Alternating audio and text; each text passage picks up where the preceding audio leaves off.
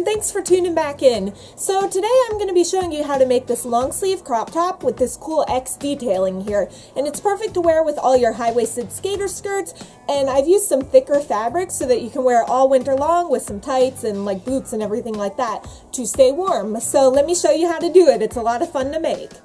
You'll need just about a yard of a stretch knit fabric, and as always check the remnants because this cost me under $3. I used the thicker weight fabric with a nice texture so it's perfect for cold weather, and it's very important to make sure it has enough stretch to be taken on and off. Grab a well-fitting tank top for a template and fold it up about the length you want your crop top to be, then fold the tank top in half and pin it to keep it together. Fold a portion of your fabric over, making sure that the fabric stretches this way, which is perpendicular to the fold. Pin your tank top onto the fabric with the folds lining up. Cut around the tank top about a ½ inch wider around the neckline, shoulders, and armholes to allow for seam allowance, and then I cut around the side with about an inch extra, and I did this because my black fabric isn't as stretchy as the tank top pattern, so I knew I need more room for a good fit. Don't worry about seam allowance on the bottom because we'll be adding a waistband, which I'll discuss more later. Cut a second bodice piece, and I actually would recommend cutting one neckline lower at this point for the front, but I don't end up doing that until later. Lay the bodice pieces with right sides facing together and then pin and stitch along the sides and shoulders. Sew with a ballpoint needle and use decent thread because it makes sewing stretch fabric very easy, and use a stretch or zigzag stitch so that your seams won't pop when stretched. I used my machine's straight stretch stitch, which sews one stitch forward, one back, then one forward again each time, and it worked perfectly with my fabric. Turn the top right side out and try it on, and then take it in if needed. Mine fit well, but I wanted it to be shorter, so I marked my desired length with a pin. I trim off the excess fabric since my top was too long, and like I mentioned earlier, we'll be adding a waistband, and that'll end up adding 1½ inches of length. So at this stage, you'll actually want to trim your crop top to be about an inch shorter right now than the final length you want it to be. Now it's time to cut the sleeves, so grab a sleeve pattern like this handy dandy sleeve cut from an old shirt, which I discussed in this video linked in the description, and using that sleeve is so easy because you don't need to draft a pattern. Fold your fabric in half with the stretch running in the direction of the white arrows. Lay your folded sleeve on the fold of the fabric, then pin and cut it out with about a ½ inch extra for seam allowance on all sides, and with whatever length you wish. Fold your sleeve over with right sides facing, then pin and sew along the straight edge, and repeat for a second sleeve. Turn a sleeve right side out and then use a pin to mark the top center of the sleeve's curve. Match up the outside shoulder seam of the bodice to the top of the sleeve's curve that you just marked with a pin, then pin them together, making sure that the correct sides of the fabric are being pinned together. And here my bodice is turned wrong side out and the sleeve is right side out.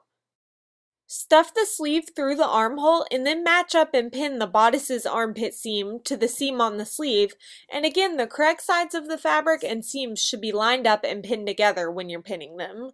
Now that the shoulder and armpit seams are pinned, line up and pin the rest of the armhole together in smaller increments. Stitch around the armhole to attach the sleeve using your preferred stretch or zigzag stitch. Then go ahead and attach the second sleeve too. At this point, I decided I wanted to add the cool X strap detailing on the front because I actually didn't plan that at first, so I'm trimming the neckline here to be a scoop neck, but like I mentioned earlier, it's more convenient to just lower the neckline when you first cut the fabric so the front has room for the straps. I'm really sorry that my camera didn't record this that clearly, but to prepare the neck for hemming, fold the raw edge of the neckline over about a ½ inch or so, making sure your top is turned inside out here so you're folding toward the wrong side of the top, and then pin down the folded fabric around the neckline. For the straps that'll go on the front, grab your tape measure and decide about where they'll lay and how long they'll need to be. Add at least an inch to that number and then cut 2 strips that measure that new number as the length by 2 inches wide. Fold and pin the strip, then sew along its length using a fairly small seam allowance to reduce bulk. After sewing them, turn them right side out, and I know it is a bit of a pain in the you-know-where, but the easiest way I found was to use a safety pin to turn it in on itself, and I promise it can be done, just have a little patience and you'll get it. Lay your straps out on the pinned neckline, measuring to make sure everything is even, and then pin them into place where you want them. As you can see, try to position the seams on the back of the straps and make sure they're facing up now as you pin, so that when your top is facing the correct way, your seams will be hidden on the back. Stitch around the neckline to hem it and attach the straps, and you can use whatever stitch you've been using, but I changed mine from the straight stretch stitch to this decorative stretch stitch in blue. The wider stitch keeps everything laying flat, and it looks really cool too. As you sew, just use your presser foot as a guide, and when you get to the straps, just adjust the foot as necessary and then sew right over them, removing pins as you go. I ended up with a little pucker by one of the straps, so I just removed those couple of stitches from the hem and then resewed them so the hem would lay flat. If your straps are too long, just trim off the excess now to reduce bulk so that it'll lay nice when it's flipped over. Hem the sleeves by folding and pinning the raw edge over toward the wrong side of the fabric, and then stitch just like you did with the neckline. Now apparently I lost the footage of this, so I drew a diagram, but cut 2 pieces of your fabric that measure 4 inches high by whatever the width of your crop top is, including its seam allowances.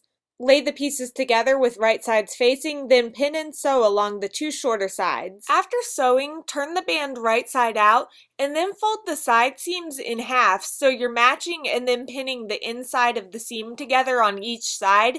And then you'll want to stretch out the band so that the entire thing is now doubled over and it's only 2 inches wide, and then only the neat sides of the seams are showing. Pin the top raw edges together too. Finally, with the bodice right side out, slide the waistband around it so that all the raw edges are lining up at the bottom, and then match up the side seams of the bodice and waistband, then pin and sew everything together. Once sewed, fold the waistband down and you've completed this awesome crop top.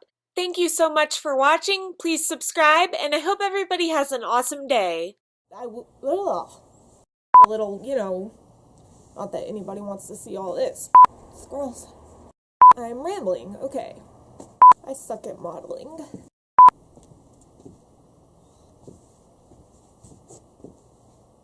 Okay, it's cold.